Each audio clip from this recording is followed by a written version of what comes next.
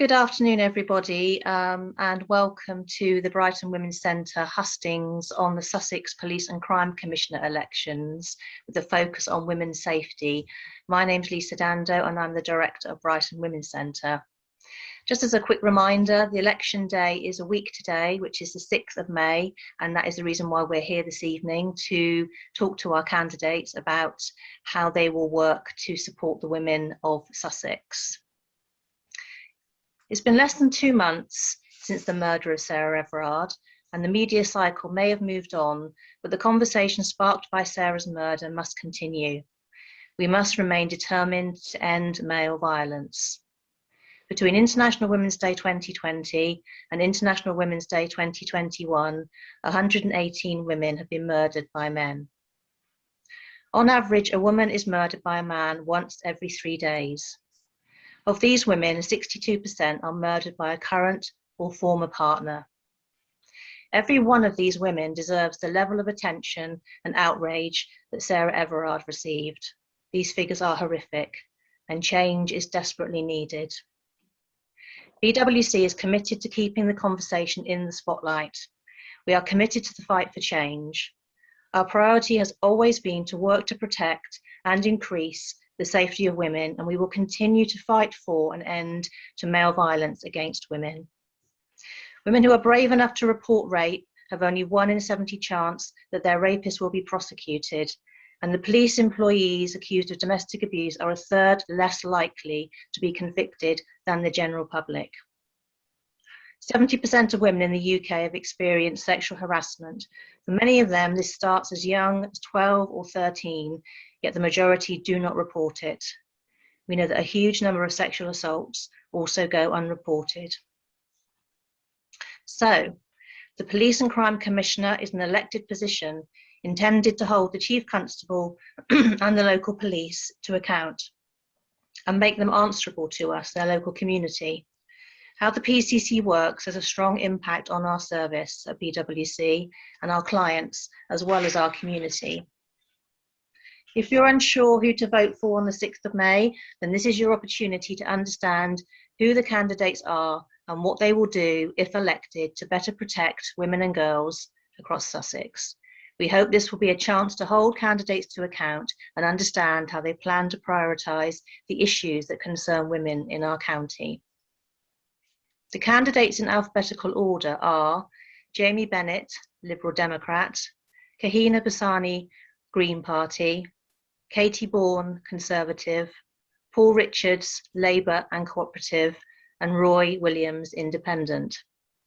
Unfortunately, Jamie Bennett has had to send in last-minute apologies, and Roy Williams is not able to be with us, but his statement is available on his Facebook page. And Katie will only be with us for the first hour. So, how will the session run this evening? We'll hear from each of our 3 candidates this evening on how, if they are elected, they will work to ensure women in Sussex are safe from gender-based violence. And then we have invited questions from local groups and communities who will be invited to come on screen to ask their questions of the candidates, who will in turn give their responses. But before we hear from our candidates, we're going to ask you, the audience, a question via a poll, which should appear on the screen in front of you.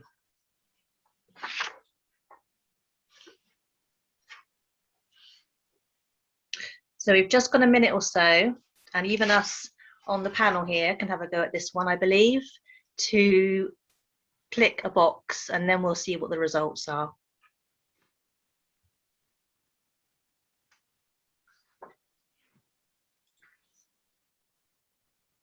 Oh, actually, I don't think we can vote, I'm sorry to say. I thought we could.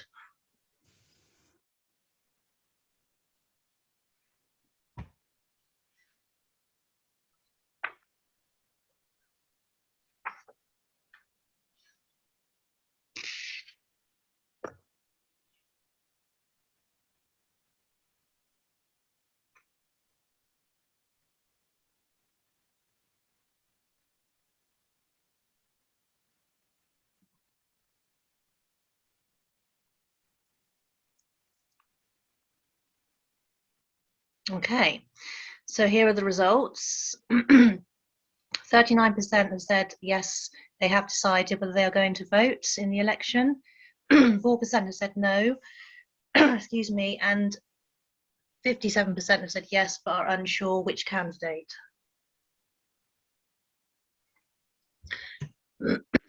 Thank you for that. So I'm now going to move on to introduce our candidates in alphabetical order. And although he can't be with us this evening, the first candidate, I will introduce him in the spirit of fairness, and it is Jamie Bennett, who is running, as I say, on behalf of the Liberal Democrats. And he grew up in New Haven and now lives in Rustington. He has 12 years experience of working for Rustington Parish Council, and in 2019 he was elected to Arran District Council. And so I will move on to our second candidate, Kahina Buhasan. Sorry, Kahina, can I just double check how I'm pronouncing your surname? Buhasan is how it's pronounced. Thank you. Kahina Buhasan, who is running for the Green Party. Originally from rural East Sussex, she grew up between here and Brighton. During the week, she works in a school supporting the learning and development of children aged 8 to 18 on the autism spectrum, and she is also the current chair of Brighton and Hove Green Party.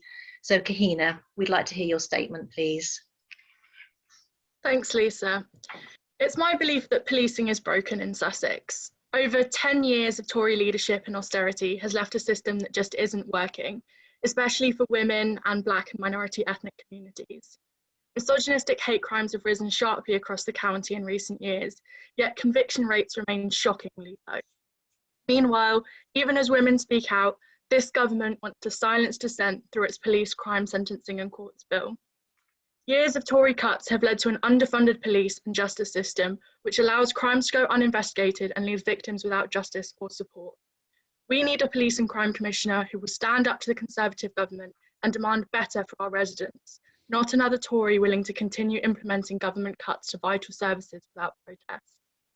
We need to tackle the drivers of crime, investing in youth services and centres to help turn at-risk children away from crime, addressing the pervasive culture of toxic masculinity that provides cover for misogynistic crimes, and by ending the war on drugs, which has left hundreds of thousands of people with criminal records, and instead treating drug addiction as a health condition, not a crime. We need to put the focus on the victims of crime.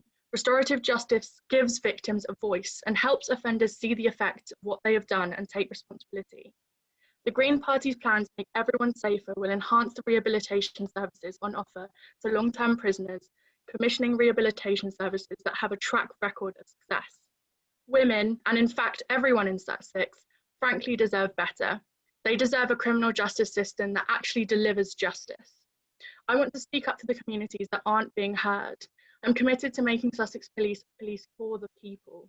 And I hope that I can persuade you to give me your first choice vote on the 6th of May. Thank you, Kahina, thank you. And now I'd like to move on to Katie Bourne. So Katie Bourne is from Sussex. She's currently in her second term as the PCC for Sussex, having first been elected in 2012. And Katie is a former director of the board of the College of Policing and former advisor to the editorial board of the Guardian Public Leaders Network. So Katie, excuse the frog in my throat this evening, everybody, and hopefully that will resolve itself in time. But Katie, over to you for your statement, please. Thanks, Lisa, and hello to everybody. Although I can't see you, it's great to be here, and thank you for inviting me. As you heard said, I am the current Police and Crime Commissioner, and I'm very aware that this is a hugely privileged position to have, and it has been a great privilege to serve for the last 8.5 years in this position. One of the big issues with the role is the fact that a couple of years into it, the government decided to give police and crime commissioners like me responsibility for services to victims of crime.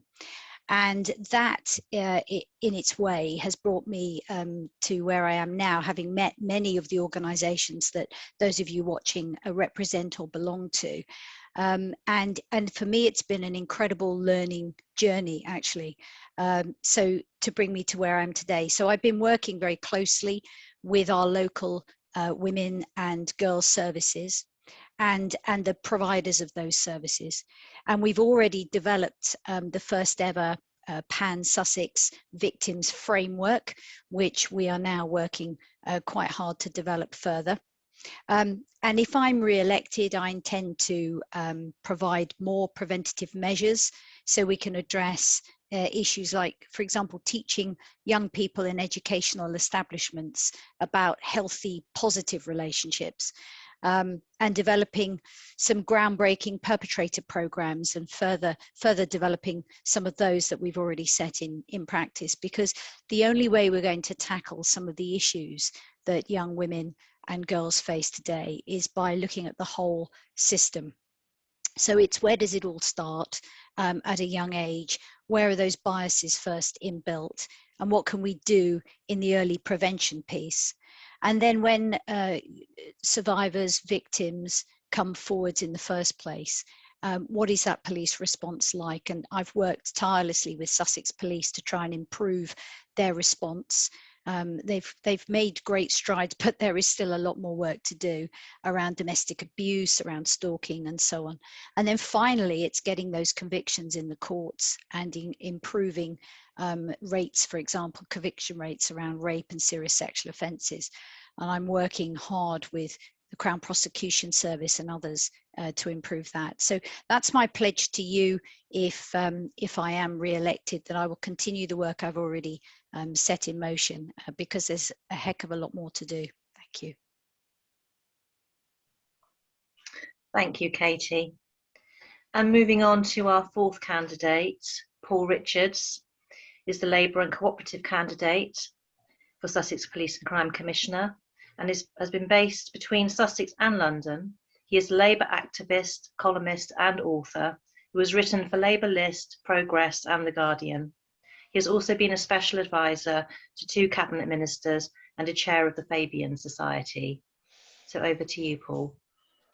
Thank you, Lisa, and thanks very much to everyone coming along tonight. And the complexity of putting this event together has not been lost on those of us taking part. So thank you very much for all the effort. It's a work of beauty.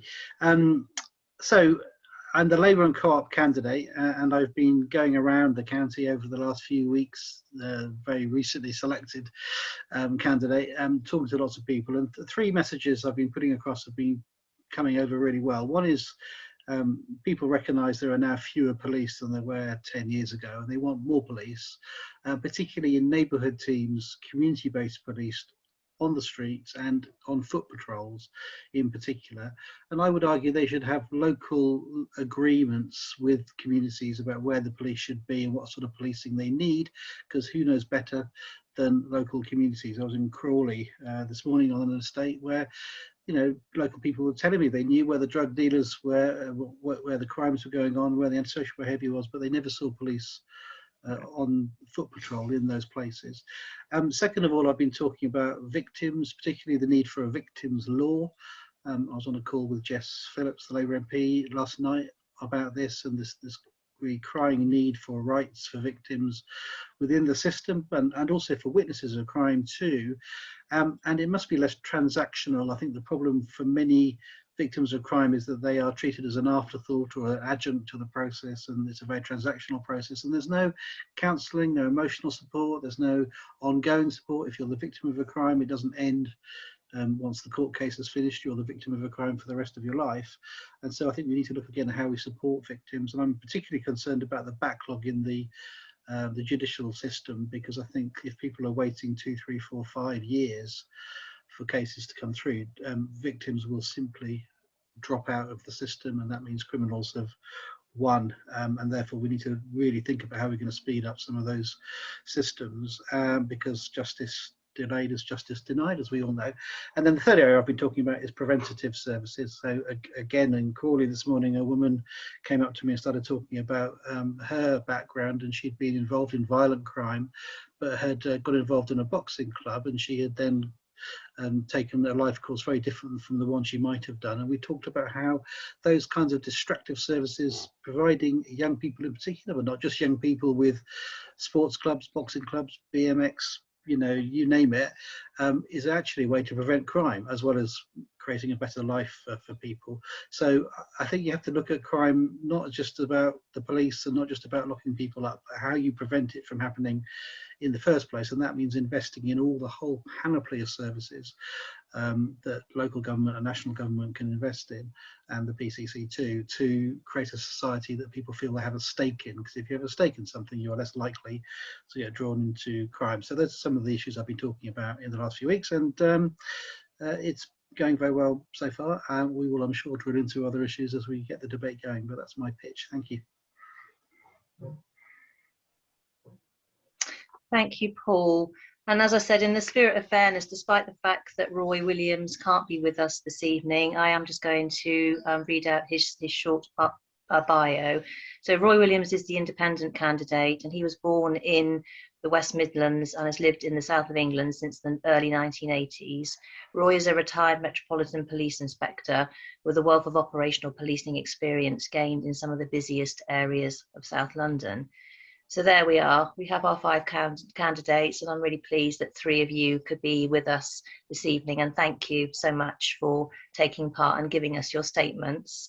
As you know, we're now going to move on to some questions from the local groups and organisations that we work with across Sussex, some of whom are going to be coming on the screen and asking their questions themselves, I'm delighted to say. So the first question is going to be asked by Emma Wilson, and she's the founder and head of operations at the Anti-Harassment Club. And also thank you to Miss Represented, who also wanted to ask a very similar question. But Emma, would you like to come on screen and ask the candidates your question? Sure. I can't see an option to come on screen, I'm afraid, but I can go ahead if you're happy. Okay, well, maybe we can see if we can sort that out. But if you're happy to read us or speak to us with your question while we try and sort out the visuals. There you are. There you are. We're all trying to get used to technology, so it's great we can see you. Okay, fine. Thank you. Even larger now, Emma, so please go ahead. Thank you, Lisa.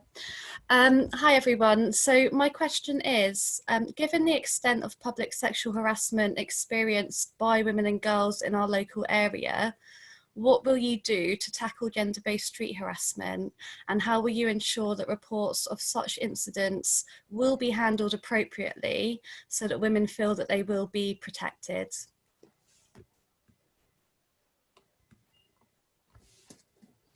Always have to have that delay, don't we, where we fiddle around trying to remember where the mute button is.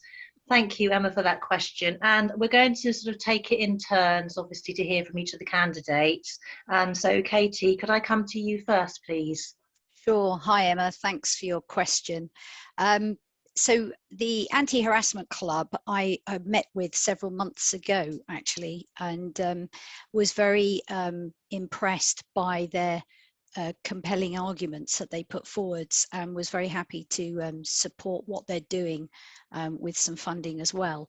But in addition, subsequently, I've also met with another group called Our Streets Now, and a wider international organisation called Plan International UK, because they were looking at something that really interests me, which is about making public place harassment a crime. And they've done some work with human rights lawyers and about filling those legal gaps that we've currently got in the law that don't sit with this. And they've got this Parliament ready draft bill to go that's drawing on really good practice from around the world. So there are countries like France, Belgium, Portugal, New Zealand. Unsurprisingly, New Zealand always seems to be ahead of things, and even Croatia, who've got public street harassment already enshrined in their law. And I do think it's a gap that we miss here in this country. So whilst I'm really pleased that the Home Secretary announced that police forces were going to look at recording misogyny as a hate crime, and it's something that I've been wanting to do for some time, but as a police and crime commissioner, you only have so many powers. You can't direct the police operationally. So it is quite difficult sometimes to really get that change. And I'm pleased that Sussex Police is going to be one of 7 pilot forces that starts recording this. I actually think we should be personally going further and looking at making public street, public place harassment a crime as well. So really keen to be working at the national level to see what we can do around that, as well as working with Sussex Police when they start recording misogyny as a hate crime. Thank you, Katie. And Paul, could I come to you next, please? By coincidence, Emma, I was reading the Anti-Harassment Club website this morning because I've just written an article about women's safety and security at the beach, and particularly the seafront at Brighton, but other beach fronts in Sussex as well. And it's I won't sort of read out the article, but it strikes me that obviously it starts with men's behaviour, attitudes, language, cultures, and men. So it starts with that, and how you tackle that from at source, in the home, with boys, at school, at work, in education, and beyond, and address the fundamental imbalances that lead to those sorts of behaviours. But there is obviously also practical things that we can do as well. And so, for example, community protection notices and criminal behaviour orders and so on can be slapped on people who are serial harassers. There are, there can be better use of the law in terms of the public space and who gets to be in it and who isn't. The local authorities can work to set the tone. And there are, it may seem like a terrible challenge, but there are public behaviours that are now unacceptable, that were acceptable not that long ago, spitting in the street, for example, or smoking or whatever it might be. And so public behaviour can shift. It can be done using a variety of different levers. So I recorded a video on this, funnily enough, at Brighton Beach about 4 days ago, and a man came up to me who'd been listening to what I've been saying, and I thought he was going to berate me and have a go and call me woke and whatnot, but he actually said he worked on one of the beachfront cafes, and he said, "Oh, you would not believe what I see. You would not believe what I see." And he told me all these stories of harassment and women being driven off the beach and out of the public space by individuals or groups of men and all the rest of it. So, it's a huge, massive issue. Your second part of your question was about handling complaints, and I would say that the Shannon Christ case in particular was a absolutely horrific example of how a woman can be marginalised, ignored, criminalised, and then murdered. My strong suspicion is that that's just the thin end of a really big wedge, where women are routinely belittled when they complain about street harassment or catcalling or wolf whistling or whatever. And I think you just have to change that police culture where, if a woman comes forward with that kind of a complaint, it is taken seriously. It is considered a crime, and it is logged, and it is, followed up, and that women feel that if they come forward with the complaints, they will be taken seriously and listened to and respected. And that changes, for that you need a change in the police culture. So that starts with the recruitment. Who are we recruiting into the police? Are they getting the proper training and support they need to know how to answer those questions empathetically, to understand if a woman comes forward feeling threatened, taking it seriously, and having those systems inside the police itself to tackle the complaints in a way that means that people carry on coming forward, and then you tackle the bigger problem as I described. Thank you, Paul.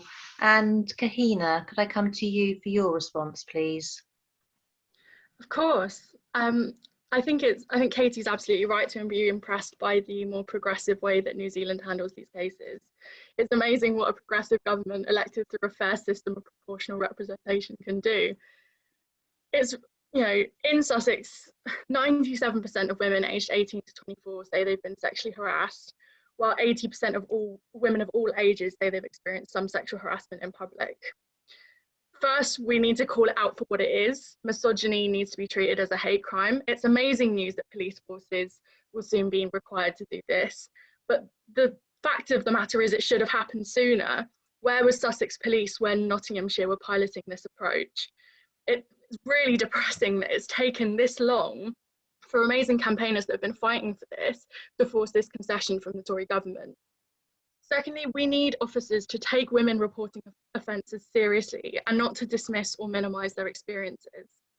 I've actually had my own first-hand experience of this over the last few months, and the level of sensitivity and understanding from officers has been really patchy and uneven. There seems to be an extreme lack of training for officers on how to handle gender-based crimes, and this has to change if we want women to feel comfortable coming forward. Thirdly, we need wider reform in the criminal justice system so that women feel confident that offences will actually be prosecuted and perpetrators will be convicted. It might not be all men that are perpetrating, but it is all women that are experiencing street harassment. Too often the focus is on how women should manage their behaviour to avoid harassment, and I'm frankly sick of it. Too little focus is where it should be, on challenging male perpetrators and the culture of toxic masculinity that promotes and enables this street harassment to happen. As the Police and Crime Commissioner, I would work to support groups working with men, especially young men, as they form their sense of identity to shape a different sense of what being a man is about, with equality, consent and respect at its heart. There are lots of people that are already doing this kind of work, people like Beyond Equality. Where better to start such training than within the force itself? I think it's really important that this is where it starts, given that there are twice as many men as women on the force as a whole. And at inspector level, men outnumber women 4 to 1. That's all I have to say on that, thanks.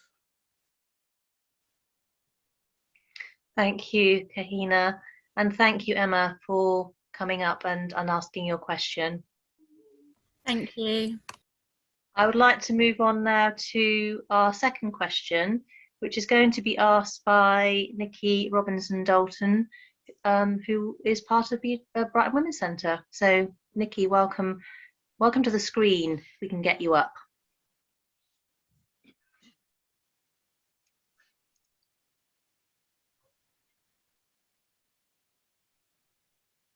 Here you are, Nikki. Would you like to ask your question of the candidates?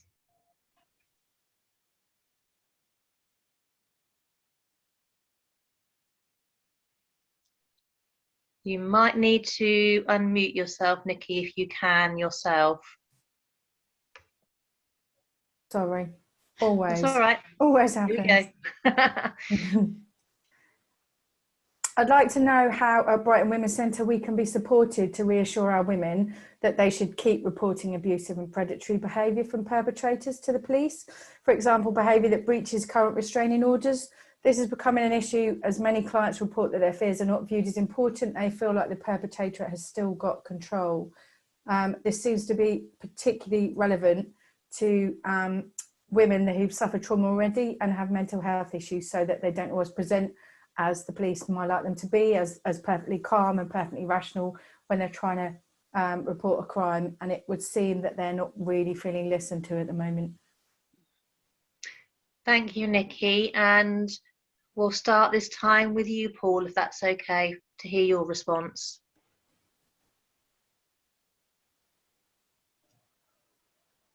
Hi, can you hear me? Sorry, a thing just flashed up then telling me I had to unmute myself, but can you all hear now? Yeah.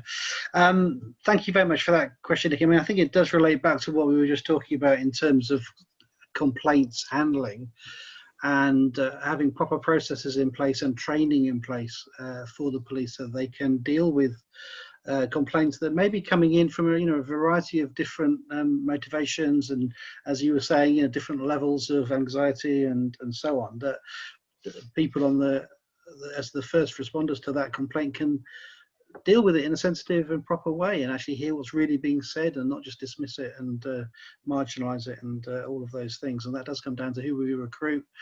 I think there is definitely an issue around recruiting more women into the police. That's not the only answer, but it's an important step forward as well.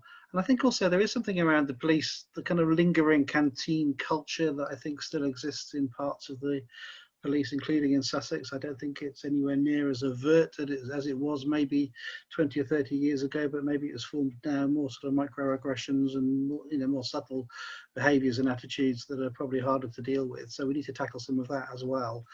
But it comes down to this: if people generally do not come forward and get treated with respect and listened to, and as victims of crime be treated as part of the system, then people will simply not bother. If people feel they're going to be traumatized twice over from the process itself, then the criminals literally have got away with it in that scenario. So we have to do everything we can to make sure people are respected and listened to and see resolution. I was very interested to hear earlier, you know, the ideas of restorative justice and so on. These things are ways in which victims can really feel that they are seeing and feeling justice as a tangible thing, not just getting a crime number and a court date in 4 years' time. Thank you, Paul. And Kahina, can I come to you next, please? Hi, yeah. I've already mentioned that I've had my own experiences of this, which were, you know, quite disappointing. I know that Katie as well has been very public with her own experiences with stalking. I think it's a very sad thing that unfortunately it seems to be a common occurrence amongst women in politics. It's really critical that we see reform to build confidence in reporting these kind of crimes. The shocking and devastating case of Shana Grice, my thoughts really go out to her friends and family, because not only should it not have happened, but if it had to happen, it should have prompted wider reform already. We should not still be in this situation. Recent experience shows that Sussex police have a long way to go. While Sussex police recorded 2,020 stalking incidents in the year to March 2020, only 29 stalking protection orders were issued during the whole of 2020. That's just not enough. I would invest in specialist officers and further training for all officers to deal with domestic violence and misogynistic hate crimes. I think Paul's made a really good point as well about properly hiring into the police force a representative number of women. I can completely understand why women don't want to come forward if they feel like they're walking into a room which is going to be dominated by men. I also think we need greater liaison and support to organisations like Brighton Women's Centre. You are on the front line here, and your experiences are, you know, greater, if not the same, as the police. Listening to what organisations like Brighton Women's Centre is essential, really, to solving this problem. Thank you, Kahina. And Katie, could I now come to you, please? Thank you. Yes, I was just reflecting while the other two were speaking where to start, because this is such a big topic, isn't it? How do we encourage women to come forwards and keep reporting when they're in a situation where they feel just so overwhelmed by what's happening to them? So let me cut it into some chunks here so I can deal with each bit. The policing aspect of it, first of all. When I first came in as PCC, Sussex police were under my watch driven quite hard actually to get white ribbon status, and they were the first force in England and Wales to get this, and it was a big powerful message, I think, not to say how great they were, but actually to really make sure that every police officer, every member of staff understood that domestic abuse mattered. Because what I found quite shocking when I first went out was with a reasonably senior officer saying to me, oh, well, you know, domestic abuse is okay, but actually the public want to see us, you know, locking up thieves and criminals.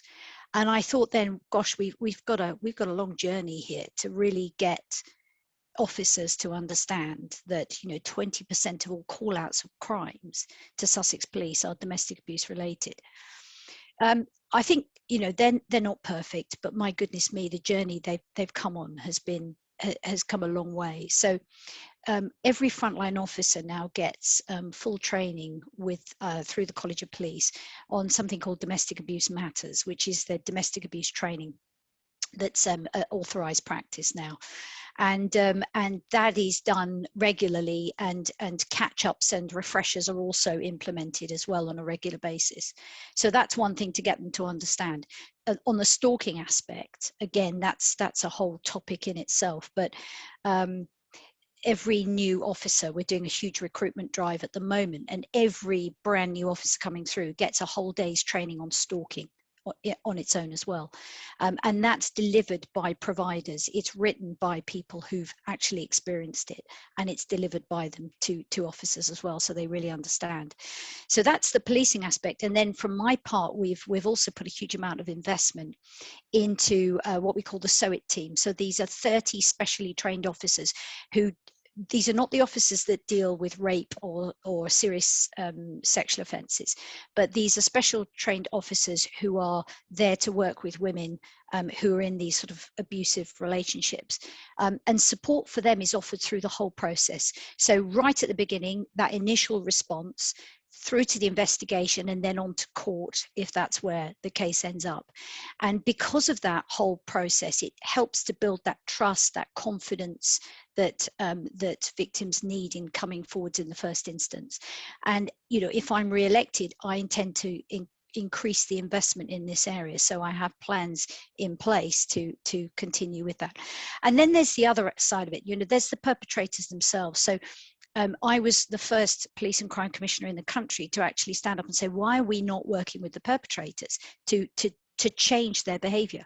Because a lot of the research, I mean, West Sussex County Council, under the previous head of safeguarding, had done a huge amount of research in the cost, and we found on average that every perpetrator has 6 or 7 victims during his lifetime, and the cost to the services that go around that victim were immense, but nobody was actually looking at changing the behaviour of the perpetrator.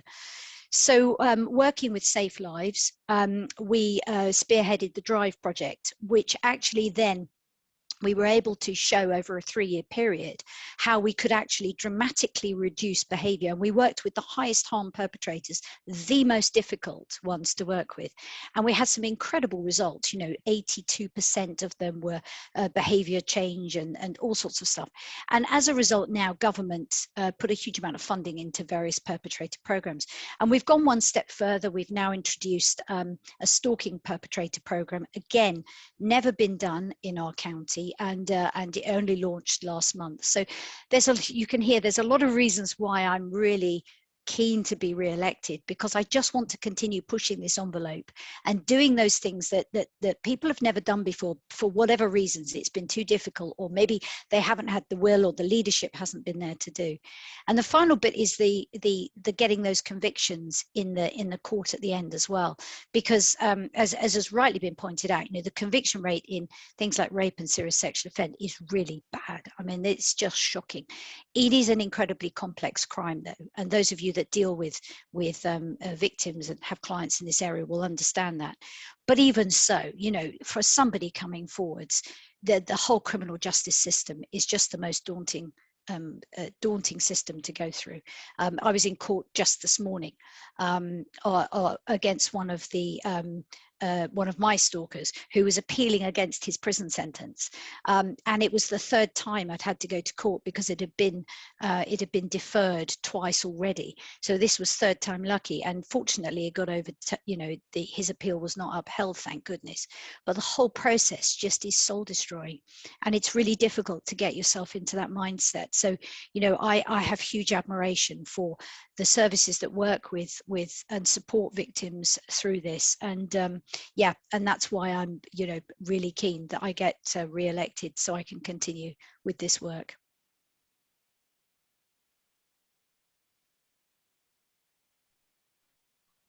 Thank you, Katie, and thank you, Nikki, for coming up and asking that question of the candidates. So could I now move on to question 3 and welcome Asmet Rowe to the screen, who's going to ask a question on behalf of Brighton and Hove Muslim Forum.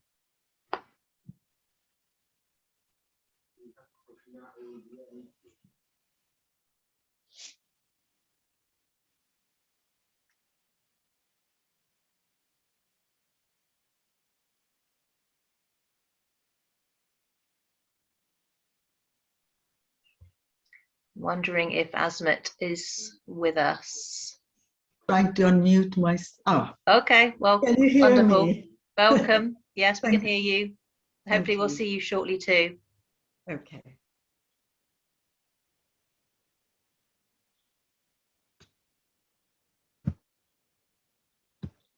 Right, is it?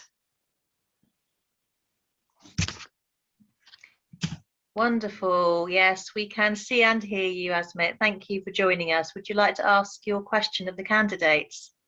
Yes. Hi, everyone. My question is, with the rise of hate crimes against Black and minority ethnic people, particularly against Muslim women in the UK. What resources will you invest in the fight against racism in Sussex?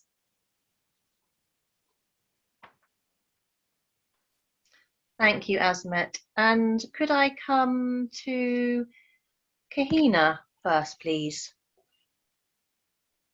Yes, of course. First of all, thank you so much, Azmat, for asking that question. I'm really glad that you asked it. I think it's really important and especially relevant in this holy month of Ramadan as well. I myself am a mixed race woman from a Muslim family, and you know, I've constantly experienced my aunties and uncles living in fear, my cousins, from as hate crimes do rise across the UK. I've also experienced cousins, friends, my brothers even being stopped and searched disproportionately as well. And it does feel like it is a hostile environment in this country, particularly in Sussex, against people of different races and different faiths. I think it's really important that we invest not only in campaigns that help address this imbalance, but also in community groups that are on the ground really working on these issues. Like I've been working previously with the BMECP, I know they do amazing work, and other organisations like that across Sussex really need that investment and that time put into them. The racist treatment of Black and minority ethnic people, including within the police and criminal justice system, has really been at the heart of my campaign. The statistics are really shocking, and one in particular stands out for me, which is that in Sussex, Black people are 10 times more likely to be stopped and searched than white people. I and fellow Greens recently questioned Katie Bourne on this at the Sussex Police and Crime panel, and she said that the practice she believed is not discriminatory and that it is proportionate, which I find absolutely shocking and unacceptable, frankly.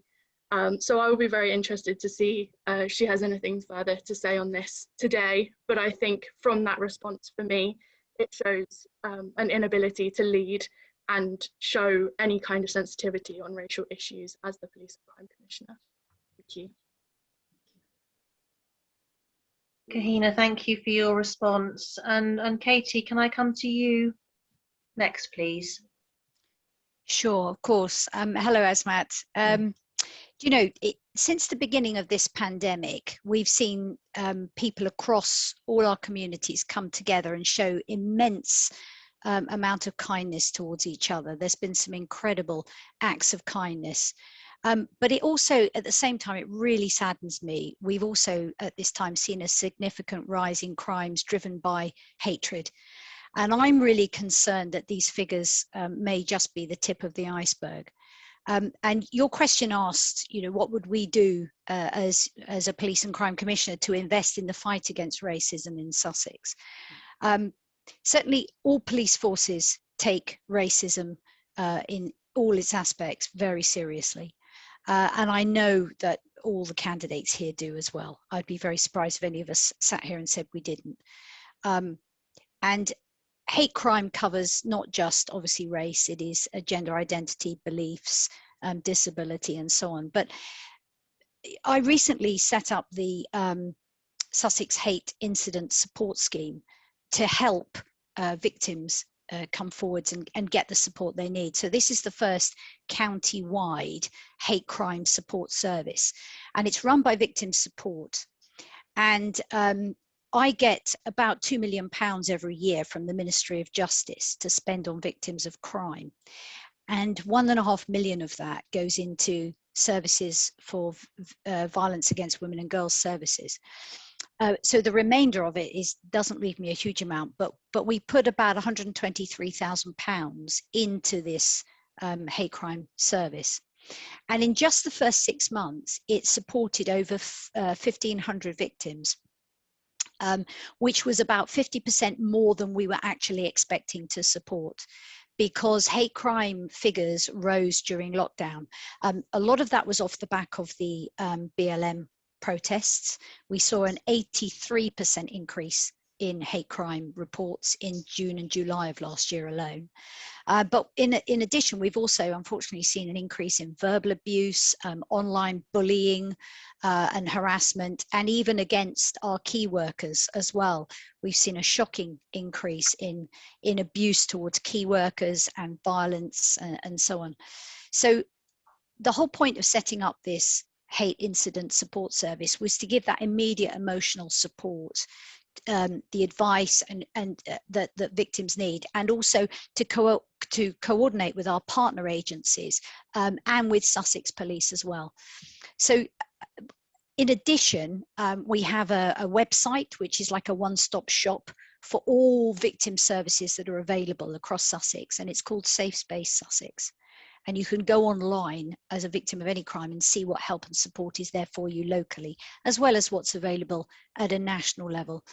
And I just want to offer reassurance, really, I suppose, that there is an absolute collective determination, not just from me, but from Sussex Police and our wonderful partner agencies that we do have in this county, to tackle hate crime and stamp it out in all its forms. Thank you. Thank you, Katie. And Paul, could we come to you for your response, please? So, hello, Azmet and Ramadan Mubarak. I think it's such an important question because, as we've heard already, you know, the rise of hate crime is worrying, and particularly anti-Muslim attacks, not just on the street, but also I think online, and we need to tackle online hate very much so as well. And if you look at the Tell Mama website and some of the information they have on there, it shows that it percolates through social media and then translates into physical, verbal and violent attack on the streets as well. So you need to tackle it at source. I think, you know, it's about a whole system approach. So it's about portrayal and reporting in the media. There's something around the rise of populist politics more generally, which creates a kind of us and them.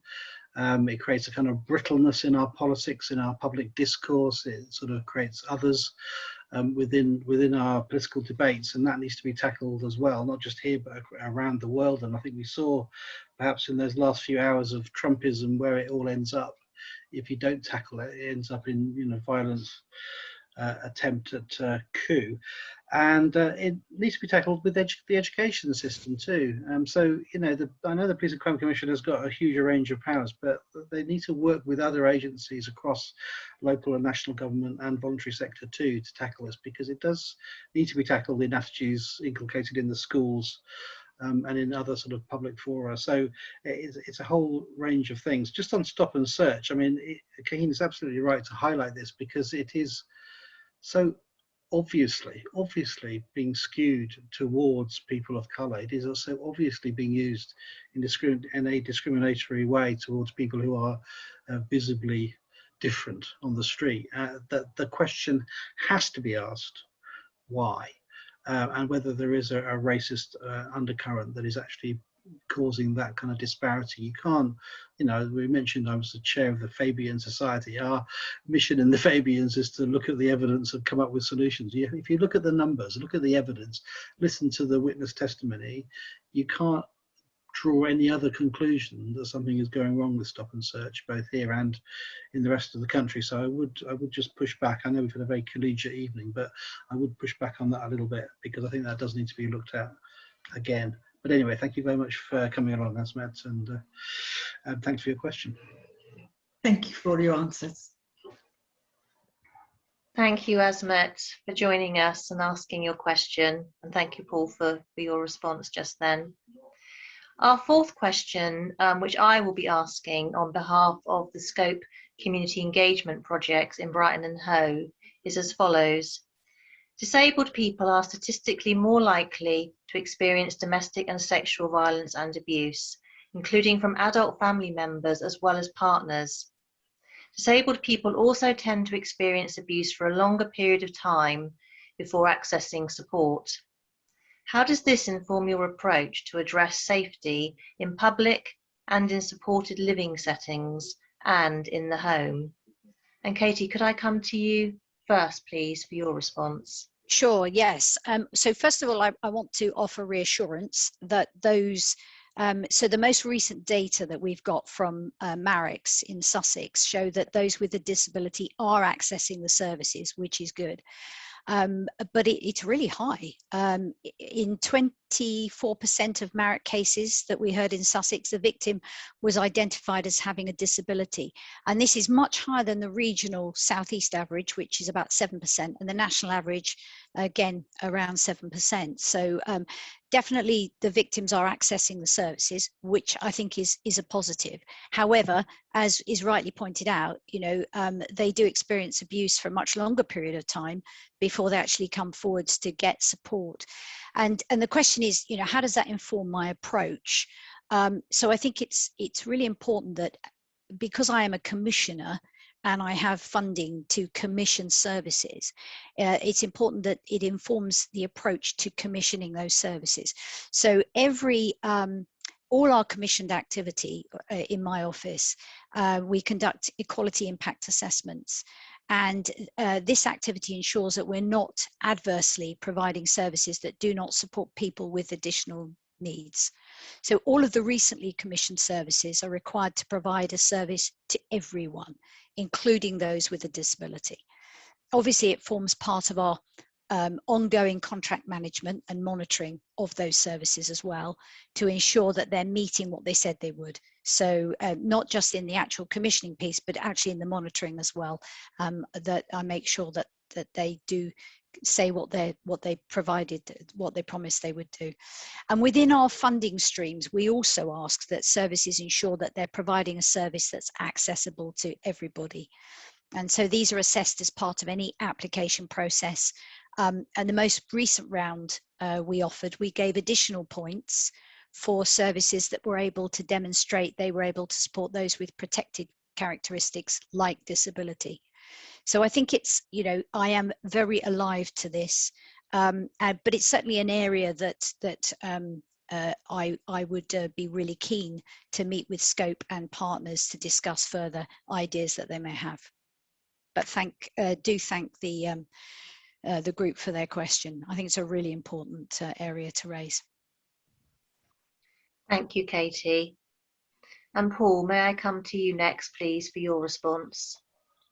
Sure. Back in the 90s, I worked with a disability organisation, and there was a slogan, "No decision about us without us," which I've carried with me ever since. And I think it's absolutely the right approach. So I think my short answer to how you tackle some of this is to positively engage with the oppressed groups and the people suffering the types of abuse that are being described here, and to integrate them into the decision-making process, because I fear from looking at this question, there is a sort of whole hidden story here of abuse that is not being reported and certainly not being logged properly and dealt with in the criminal justice system as part of a much broader oppression of people with disabilities more generally.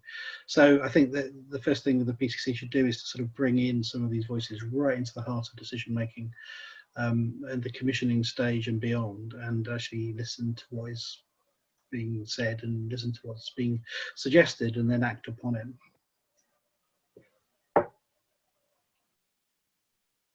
Thank you, Paul.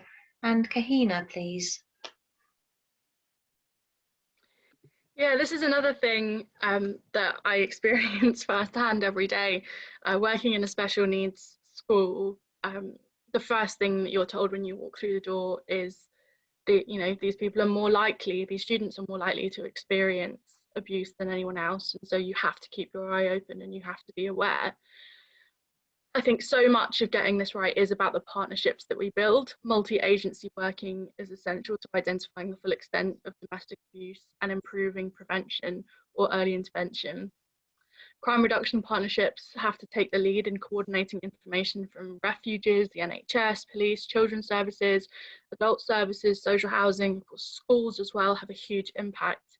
Voluntary organisations and any other appropriate local bodies who might have information about individuals and families at risk. We need to make sure that all frontline staff working with disabled people, including housing officers, workers in the health services and police, and other relevant individuals, recognise the signs of abuse, and are able to provide pathways of escape for victims. They will recognise that for different victims, different referral points and aid agencies will be appropriate, and victims will not be pushed towards the police and the criminal justice system against their inclination or their will. Thank you. Thank you. So moving on to our next question. This one comes from Jo Goff, who is the Chief Exec of RISE. So welcome to the screen, Jo.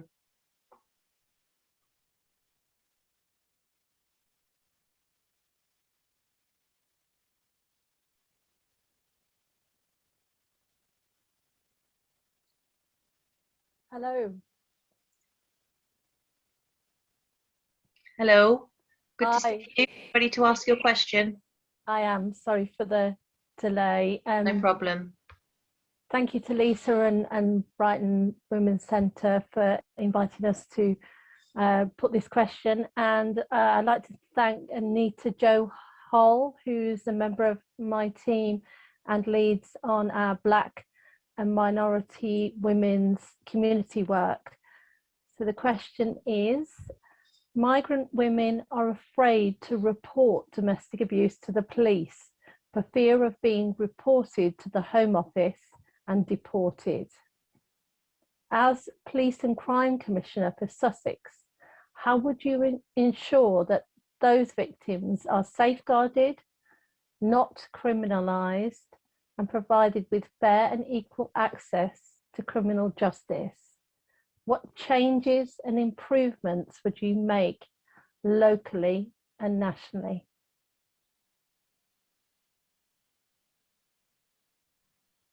Thank you, Jo. And I'm going to spoil my running order a little bit because, Katie, I'm just mindful that we're going to lose you in a few minutes.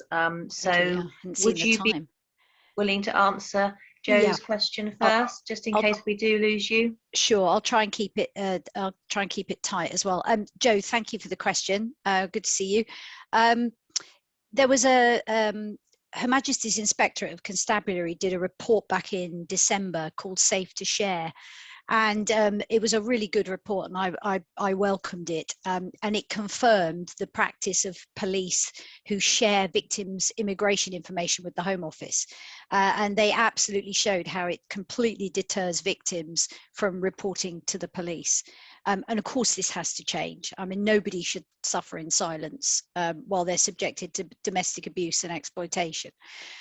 So police and crime commissioners nationally, we absolutely, as one, welcome the clarity and the consistency of policing, which hopefully will come as a result of this report. And I also think that Liberty and the Southall Black Sisters should be applauded for shining a light on this really important issue. I'd like to see further action. I think consideration nationally should be given to legislating to ensure that there's an effective firewall, to make sure that victims of domestic abuse don't have their details shared with the immigration authorities. PCCs play an absolutely crucial role by providing services to victims of crime, including those specialist support services for the most vulnerable in our society. And so, you know, absolutely, I'd be looking to do more around potentially strengthening and promoting the availability of these services to migrants and those other hard to reach victims as well, so that they know where to turn for help when they need it most. Thank you, Katie. And so, Paul, can I come to you next, please?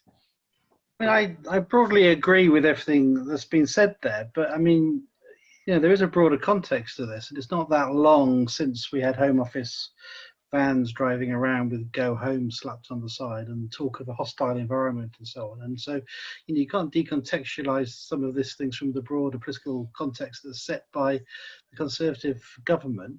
I think the way we think about migrants and treat migrants has to be transformed utterly. I think it's bizarre and inhuman that they are locked up like criminals and denied access to work and to benefits in some cases, and just to be part of civil society. We know from all the evidence that the people who have had the gumption and guts to get here in the first place are going to make an enormous contribution to our society. We know that throughout history. So why we treat them like they're some kind of threat, I just do not know. You know, let's let them work and use their skills and talents. Often they're very highly educated, skilled individuals who can bring an awful lot to the party and to our society. So why are we shoving them into seaside hotels and locking them up? You know, it is absolutely criminal in my view. So yes, everything Katie said, but don't forget the broader context and the shift of societal attitude that we need from the very top, from government downwards, to really reinvent the way we think about migrants and refugees.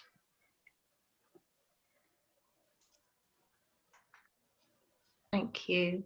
And Kahina.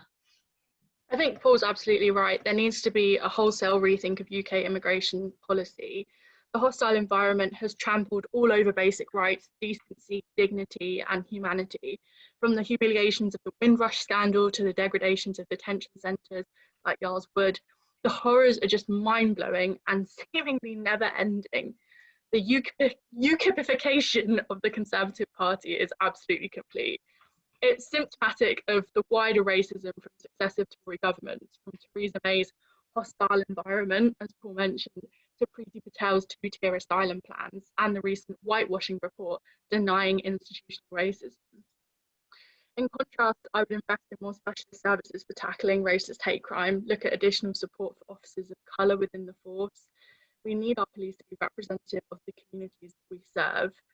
We need to work with officers to address how protests are policed as well, that the far right are treated with kid gloves while BLM and women's rights protests and XR are treated aggressively. And don't get me started on the new police crime sentencing and courts bill. And, you know, myself, I would work closely with Muslim groups and other Black and minority ethnic community groups across Sussex to see how we can build more trust and understanding. You know, Priti Patel's new plan does very little to change this hostile environment. As migrants organised say, there is a lot of talk of care for the lives of women and children making perilous journeys, only for this new plan to criminalise them as soon as they arrive to seek protection in the UK. The fact that the government would be in breach of international as well as domestic legislation does not seem to be of concern. On one hand, the government is promising access to legal advice, and on the other hand, it is reducing pathway to justice by curtailing appeals as a way to frustrate the system. The Home Secretary's frustration comes largely from being prevented by the judges from breaking the law. That's why I support the principles of the Fair Immigration Reform Movement Charter to demand dignity, justice, welcome, and action. As PCC, I can't make this desperately needed change happen. That needs major national reform from Westminster. And frankly, I don't believe it's coming from the Tory government when their Prime Minister calls Muslim women, you know, letterboxes and just perpetuates racism at every corner.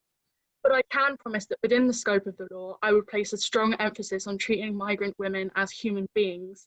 And in the case of domestic violence, survivors in need of support rather than on people to be processed and criminalised. Thank you. Thank you, Kahina. Katie, I'm looking at you as if you need to say something to me. Yeah, I was trying to put some chat and go quietly, but thank you so much for inviting me tonight, and apologies I can't stay, but I did have other things in the diary, and I've jigged it around so I could at least get here for the hour because it's been really important, and please let me know how the poll goes and what happens at the end. Thanks, and see you guys later. Paul, Kahina, goodbye. Thank you again, Lisa, and bye-bye to everybody. Thank you so much. Thank you, Katie, for joining us. Okay, and thank you, Joe, for asking that question. We've got a couple of questions left. I think we can safely say we're on track to finish a little bit earlier than the proposed 7 o'clock as a result of not having all of our candidates with us this evening. But if it's okay with Paul and Kahina, we will just carry on for the final 2 questions, if that's okay. And if so, the next one actually comes in from Survivors Network, and I have also been asked to ask you this one, which is, what will you do to rebuild trust in the police from communities who have historically been failed by them, particularly in the light of Sussex Police's conduct at the Reclaim These Streets vigil on the 13th of March. And Kahina, could I start with you, please? Certainly. I think women and people from other marginalised genders, Black and minority ethnic people, and indeed also neglected rural communities have all really lost out under a decade of Tory government and 8 years of a Tory Police and Crime Commissioner. Building trust means genuine liaison and engagement. I'll be out meeting with community representatives every week and listening to what they have to say, not just bulldozing over them, ensuring that the force is representative of the people it works for. I'm keen to address the underrepresentation of many communities within the force. Taking people from marginalised communities seriously when they report a crime is also essential, and shifting the focus from victim blaming to challenging the perpetrators and their power and privilege. Recruiting specialist officers, training officers, and investing in and partnerships with groups working with those communities. But it also means bigger political change than the PCC alone can deliver, which is why I'd encourage anyone with other elections on May 6th to vote Green in those too. Thank you. Oh, and actually one more thing. I'm also on the Sarah Everard thing. That it just blows my mind every time I think about it. I just think it's absolutely devastating. And that's why on Sunday, I'll be doing my own protest outside Chapter Square in relation to the Police Crime Centre in Cooperative, and how it is absolutely ruining the right to protest and the right to even hold vigils that we have as part of our human rights. So I'd encourage anyone who is around to come and see me there as well, and I'd be happy to answer any questions there in person too. Thank you, Kahina. And Paul? I mean, I've been on lots of protests over the years, anti-apartheid, against Section 28, against cuts to the police force back in the 2010s, and absolutely support the right to protest, to hold vigils, to peacefully demonstrate, and all of those things are absolutely sacrosanct. And I think a piece of legislation that seeks to deny that right is more about the politics than it is to do with the policing. It's another example of this kind of populist politics with a small p that is seeping into our political culture, and it's got to be stopped. You know, it's got to be resisted. I wrote a very angry piece after Clapham. I thought the Met handled it very badly. I thought it was wrong that they couldn't agree a way forward with the people that wanted to come and hold their vigil. And once that was going to take place anyway, we knew it was going to happen. We knew women would come and men would come too. You know, it wasn't a surprise that hundreds and hundreds of people turned up. Once that happened, the policing seemed to just run out of control. So you can read my piece on that if you want to know more. And the same, not on the same scale, but I think some of the policing of similar events down here were not well handled either. So we need to make sure we allow the peaceful process to go on. And when the police was founded, you know, back in the Victorian era, the idea that Robert Peel had was that the police should be the citizens in uniform. You know, they should be, the police is the citizen and the citizen is the police. And he didn't mean just white men. I mean, he meant it should reflect society. And as society has changed and looks different, and we have different attitudes towards things, then of course the police has to reflect that. So we need a police that looks like our streets and our communities and our estates, and it doesn't at the moment. So definitely a role for positive recruitment and a shift, you know, in the internal cultures of the police to make sure that people, when they go to a police station or talk to the police on the street, you know, it's somebody that looks and sounds like you. It's not something different and other to you. So that's one way. We've talked about handling complaints better, and I talked quite a lot this evening about that aspect of it, and the need for empathy and understanding and training on behalf of the police so they can deal with people that are coming in different states of anxiety, whatever else it might be. And then beyond that, we need to just root out racist attitudes, sexist attitudes from the police itself, and, you know, really come down hard. We saw in I think it was the Met, it certainly wasn't Sussex, where a member of National Action had got to be a police officer, which is, you know, a fascist organisation, had actually got as far as being recruited and appointed as a police officer. Now, that was presented as a one-off, but goodness me, you know, if that person can get through whatever recruitment and vetting process there is, it doesn't really say much about it, does it? So we need to be really clear on why people are joining the police in the first place. And if it's because they like a snazzy uniform and lots of weaponry, then they really shouldn't be allowed anywhere near it. If it's about them wanting to serve their communities, then welcome on board. But you know, that's another way to do this. So it's as ever, you know, to rebuild trust takes painstaking effort across a number of different fronts and over time. But it must be done. And my final point is that, you know, if you don't achieve this, we have policing by consent in this country. You know, the police force is not a state-run, home office-driven police paramilitary.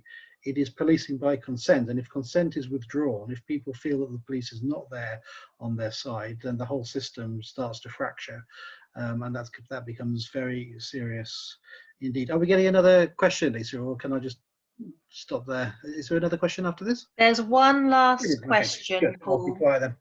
Did you want to say No, some more? No, I'll stop there and I'll answer the next one.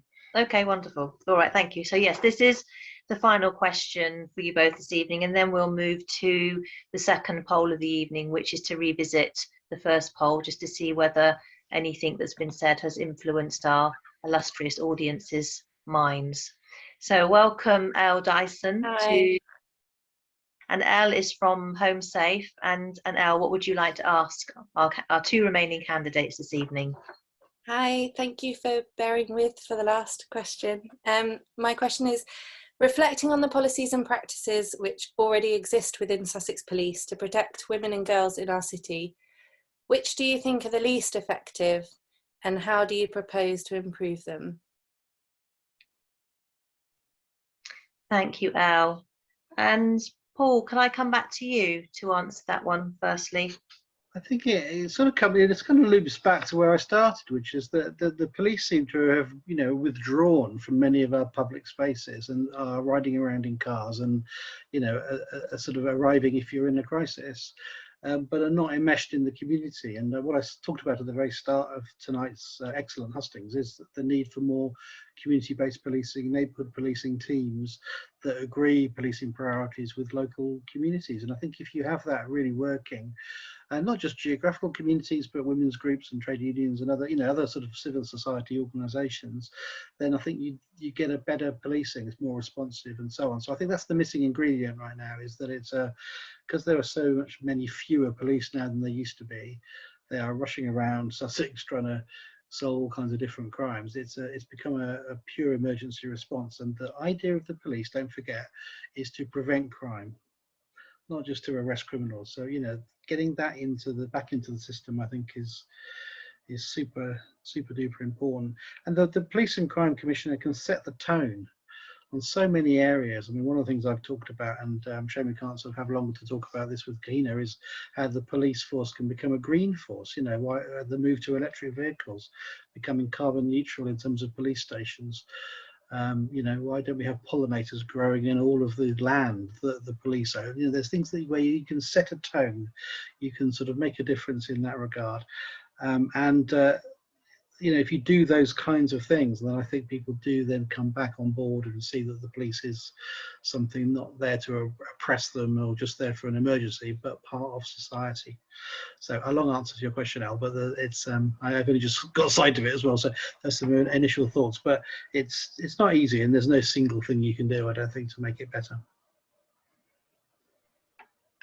Thank you, Paul. And Kahina, over to you. I'd agree that it largely comes down to community policing. I think people are much less likely, you know, to commit the crimes in the first place when you have the police officers you know and who know you and the community there every day, whether it be in an electric vehicle, as Paul suggested, or on bikes, on foot, really understanding the community. And I think that kind of community policing helps not only women in the visibility on the streets, but it also helps Black and minority ethnic communities, stops, you know, such catastrophic stop and search figures from happening, because the police then understand the community better. I think as well, the representation in the police force, we talked about that a lot tonight, that needs to drastically change. We can't have a situation where women aren't properly represented on the police force. That is a recipe for disaster, and I think we've seen disaster over the last 8 years. I think this is such an amazing opportunity to make a difference in the police force. We've seen what it looks like under Tory leadership. We've seen what it looks like when the person in charge can't acknowledge, racism and blatant discrimination within the police force. We've seen what it looks like when the measures for women just aren't working. And this is an opportunity to make that difference, to make that change, and to vote for a police force that does represent and serve everyone in the community. Yeah, thank you. And yes, a green police force sounds amazing. Of course, I'm on board with that. The great thing about that is, of course, people on this call should know that when you come to vote, you have 2 votes. So you can vote Green and then Labour, or Labour and then Green if you prefer. But the great thing about proportional representation in this particular election is you can spread your votes around. Isn't that right, Kahina? So there you go. We can, as the last 2 standing, we can make a pitch for both of us.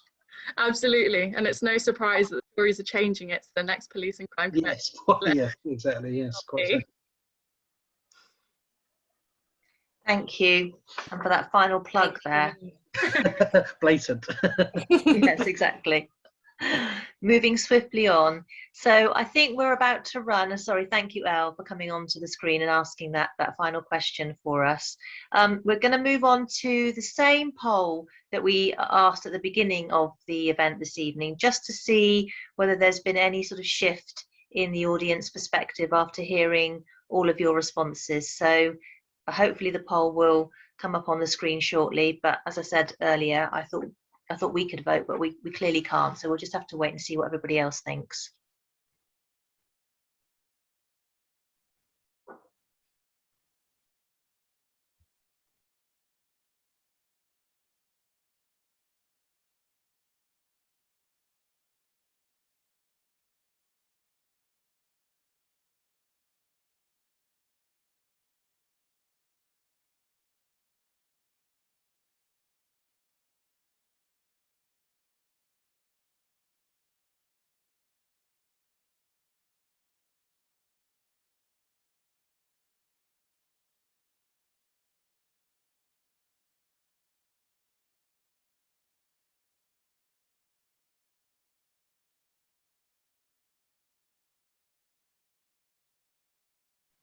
Oh, crikey. I think there's been some radical change there, although I've made a bit of an error in not actually jotting down the results from the first poll, but I seem to recall that there weren't such clear responses first time round. I don't know whether Paul and Kahina, you've got anything to say about the responses, but it feels to me like there's a much more affirmative response to voting than there was at the beginning of the session, which is very pleasing. Yeah, the voters firmed up in favour of people who now know who they're going to vote for, but obviously we don't know who that is. That's the result of the poll, isn't it? Well, we can only hope that it's us. I think, regardless of who you are voting for, it's really nice to see people in this call, seeing how important this election is. It's got such a low turnout historically, and that is partly because it was a terrible mistake to have police and crime commissioners in the first place. But the fact that we're now in a position where we do have this role and it does exist, and it does depend, so much does depend on who is in that role. And it is really heartening to see, people in this call see that and want to make a difference with that, whatever that difference may be.